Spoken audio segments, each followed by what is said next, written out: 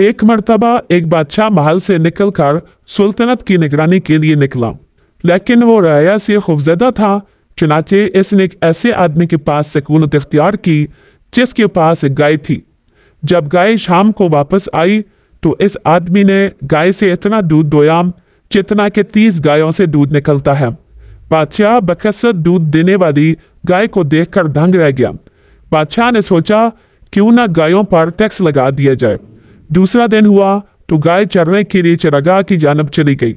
फिर जब शाम को वापस आई तो पहले दिन के मुकाबले में निस्फ दूध निकला।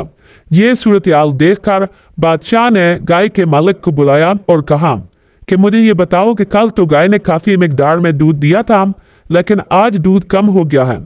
क्या गाय आज इसी चरागाह पर नहीं गई जिस पर कल गई थी? आखिर क्या वजह है? गाय के मालिक ने जवाब दिया कि गाय इसी चरागाह में चरने के लिए गई थी, लेकिन आज ऐसा लगता है कि कल की हालत देखकर बादशाह ने अपनी रया के साथ जुल्म का इरादा कर लिया है, इसलिए इस गाय का दूध कम निकला है। क्योंकि जब बादशाह अपनी रियाया के साथ जुल्म करे तो बरकत खत्म हो जाती है। ये अजीब व गरीब वाकया देखकर बादशाह ने गाय के मालिक से वादा किया कि वो अब टैक्स नहीं लगाएगा।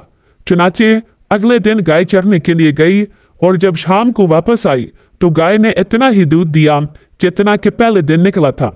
बादशाह ने यह हालत देखकर इबरत हासिल की और इंसाफ की रविश इख्तियार कर ली और कहा कि जब बादशाह या रया जालिम हो तो बरकत खत्म हो जाती है, लिहाजा अब मैं जरूर अदल इंसाफ करूंगा और अब अच्छे हालात ही पर गौर व फिक्र किया करूंगा।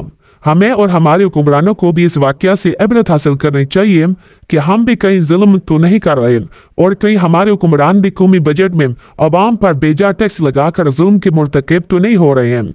और अगर हुक्मरान ऐसा जुल्म कर रहे हैं तो इस वाकया से इबरत हासिल करके अदल इंसाफ करें ताकि मुल्क में बरकत, अमन और खुशहाली आए।